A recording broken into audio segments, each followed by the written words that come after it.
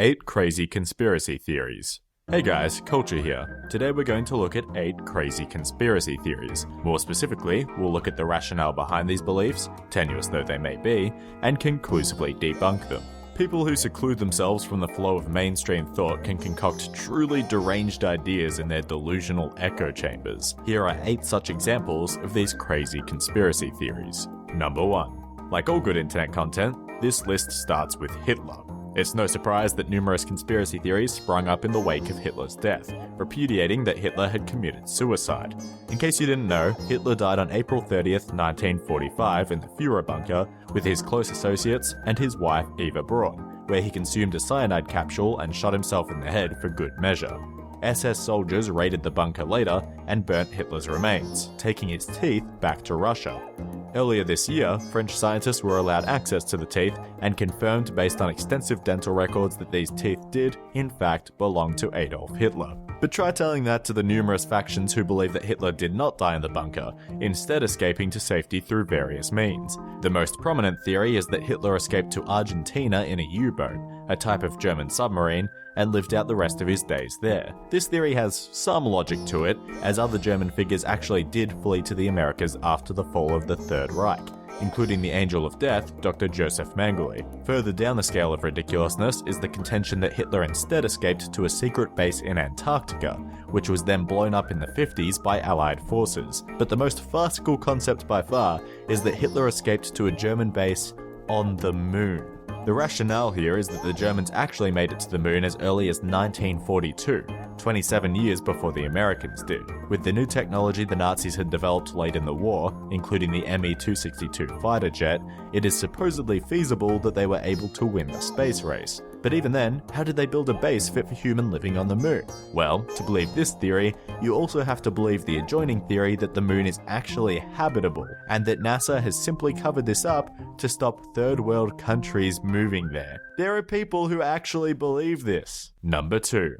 Global warming is a highly controversial topic. Some people choose not to believe it's happening at all, whilst others believe it's a serious problem that we need to address with mass government action. Some conspiracy theorists believe the government is already on the case, with chemtrails, chemicals sprayed into the air from jets to decrease solar radiation. Chemtrails are the white trails left behind by jet engines in the sky, known to most sane people as contrails. Contrails are actually just ice crystals formed when the water vapor from inside the engine meets the cool ambient temperature of air at high altitudes. Sadly, chemtrails aren't just a niche belief. 10% of Americans believe the conspiracy theory around chemtrails to be completely true, whilst an additional 20 to 30% believe it is partially true. Even Amazon smart speaker Alexa would provide this theory as fact when asked, "What are chemtrails?" Let's try to look at it from the theorist perspective. We know some geoengineering feats are possible, such as cloud seeding, and the United States Air Force released a document in 1996 speculating about weather modification technology. But that's all it was, speculation. From this small pool of information, theorists histrionically flung about insane explanations for how the government was using this type of technology. From psychological manipulation to weather modification, chemtrails have done it all. Numerous proofs of chemtrails exist, all of which have been completely debunked. Photographs of barrels in the passenger seats of jets are used as evidence of aerosol dispersion systems to peddle the myth of chemtrails. In reality, these barrels are used during flight testing to simulate weight in the aircraft, with pipes allowing transfer of the liquid inside to simulate different centers of gravity. A 2014 viral video by Englishman Chris Bovey claimed to have captured a plane leaving a chemtrail behind it, when, in actuality, the plane was jettisoning fuel for an emergency landing. By far the most popular discrepancy for theorists to point out is that chemtrails take far longer to disperse than contrails. In actuality, contrails can vary in how long they take to disperse based on numerous atmospheric factors, such as temperature, humidity, and wind shear. Bye-bye blue sky? More like bye-bye common sense. Got 'em. Number 3. Perhaps the most famous conspiracy theory about Obama concerns his nationality, long rumored to actually be of Muslim descent rather than being an American citizen. This myth was so pervasive that it was even echoed by Donald Trump prior to the 2016 presidential election. Of course, numerous interviews with people who grew up with Obama and the release of his birth certificate have put this theory to rest, for the most part, but there's an even more asinine theory out there, that Obama is the Antichrist.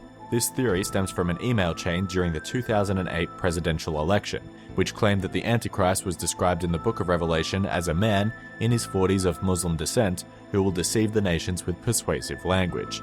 Finishing with the prompting question, is it Obama? Allow me to answer that question with, no, you absolute idiot. Firstly, the Book of Revelation doesn't even mention the Antichrist. Rather, it mentions many beasts that appeared during the end times. Secondly, the Antichrist is instead mentioned in the first and second epistles of John, but even then it provides no physical description of the Antichrist. Finally, Obama is not Muslim. In fact, the idea that the Bible would even mention Muslims is odd, since the religion of Islam wasn't created until 400 years after the Book of Revelation was completed. One last scary note to leave you on, this isn't just some fringe belief. A survey conducted by Public Policy Polling in 2013 found that 13% of respondents believed that Obama is the Antichrist, and a further 13%, quote, aren't sure. Plus, 6% of Democrats believe this too. In their mind, they voted for the Antichrist.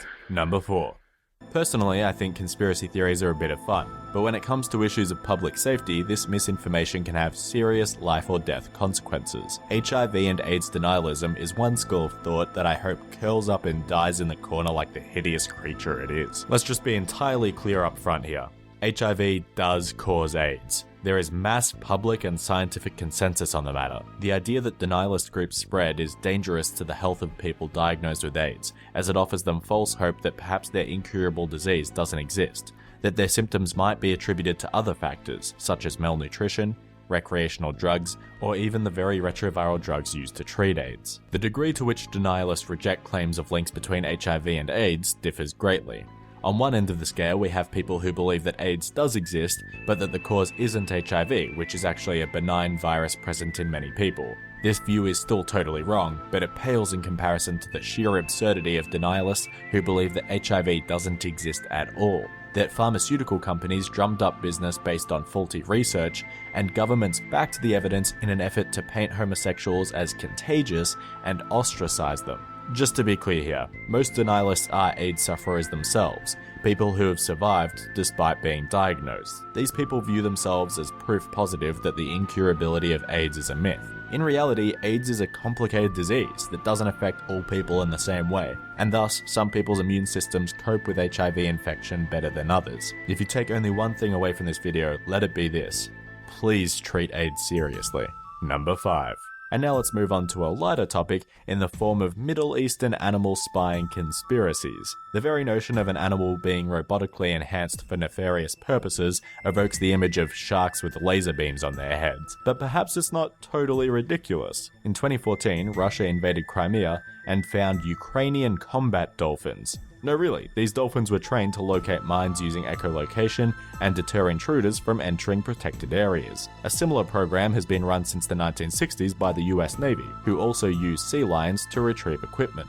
Knowing this, it's hard to blame some countries for being paranoid when they find animals with GPS trackers strapped to them invading their lands and waters. In 2016, a griffon vulture flew into Lebanon, crossing the Israeli border, and was captured by locals who discovered a tracking device on its leg. They suspected they were being spied on, when in actuality the bird was a research subject from a nature reserve in Israel, trying to repopulate the Middle East with these birds of prey. A similar incident occurred in Egypt, when a wave of shark attacks was blamed on the Israeli government. Once again, tracking devices roused suspicion in the Egyptian government, but they were being used by marine biologists, not Mossad. Perhaps the most ridiculous conspiracy theory involved Iran being infiltrated by supposed spies, this time in the form of uranium-seeking chameleons. Luckily for the country, senior military advisor Hassan Firuzabadi and his men were able to detain the chameleons before they were put to use. Firuzabadi claimed that the skin of chameleons could, quote, attract atomic waves, and that Western spies were using the chameleons to locate Iranian uranium mines. Gosh, that's fun to say. Of course, this is complete bollocks. Atomic waves don't exist for starters, but let's give Firuzabadi the benefit of the doubt and say that he meant gamma radiation. Chameleon skin is made out of keratin proteins, just like human skin, and as such has no special radiation-detecting properties. Plus, biologists point out, chameleons seek out warm climates and tree branches, not the cold, dark caves that are more suited to uranium mining. So no, the chameleons weren't spies, but who knows what other animals could be Western spies. Number 6. Whenever a flight goes down, it's natural for people to invent reasons to explain what happened that might set their mind at ease. However, when the plane crashes and the wreckage is never found, this can cause some absurd theories to start floating about. This was the case with Malaysian Airlines flight MH370, which was lost on a red-eye trip from Kuala Lumpur, Malaysia to Beijing, China in 2014. The usual theories popped up, that the plane was hijacked by North Korea, that the plane was hijacked by the US government. But perhaps the most bizarre theory suggests that MH370 was abducted by aliens. You knew we couldn't get through a conspiracy video without mentioning aliens. This rumor started after a purported black box recording was received by fake news site Your News Wire, which said, "Danger SOS, it is dire for you to evacuate. Be cautious, they are not human. SOS, danger SOS." This recording was actually a faked voicemail message by Twitter user @straightaway, but its ominous message fueled the collective imagination of 4chan users. So what actually did happen to MH370? We don't know, but perhaps the most probable theory is that the pilot, who was reported to be experiencing personal problems at the time, deliberately altered the plane's route and eventually crashed the plane, though this isn't conclusive by any means. The most eerie coincidence surrounding this whole debacle is that just 4 months later, another Malaysian Airlines plane, flight MH17, was shot down over Ukraine by Russian forces. This led conspiracy theorists to elaborate on their thoughts by suggesting that flight MH17 and flight MH370 are actually the same plane, with the latter being resurrected as the former before being shot down. Number 7. Militant religion is dangerous. Using violent methods to force your worldviews on others is often hypocritical and always inflammatory, provoking a never-ending cycle of backlash. But according to right-wing Hindus, there is an even more damaging type of religious conversion whose insidious nature corrupts the minds of its victims. Romeo jihad. Also known as love jihad, this is a method by which Muslim men charm Hindu women, and these Hindu women then convert to Islam so that they can be married. The conspiracy goes that this is actually an agenda, a ploy orchestrated by the religious and political leaders of Islam. The people of India even fear Romeo jihad is now spreading to Western cultures. To us, the notion that this is a conspiracy is ridiculous. Everyone has a choice in who they marry, and so they're ultimately responsible for choosing to convert their religion for love. But we're talking about India here, a country in which marriages are arranged by the bride and groom's parents. In 2017, the High Court of Kerala, a state in southern India, annulled the marriage of a Muslim man and his once Hindu bride after the bride's father filed a petition claiming that his daughter was converted to Islam so that she might join ISIL in Syria. The High Court's decision was made based on their view that the bride was, quote, weak and vulnerable, having been manipulated against her better interests. It's hard for me to understand, but for right-wing Hindus, they view this kind of conversion as subtle human trafficking, coercion through marriage to transport women out of their country, performed under the guise of love and free will. I suppose I can't definitively say that this conspiracy is hokum, and maybe I'm naive in saying this, but it seems to me that these men and women really do love each other. It's just a shame that politics and religion have to get in the way of that. Number 8.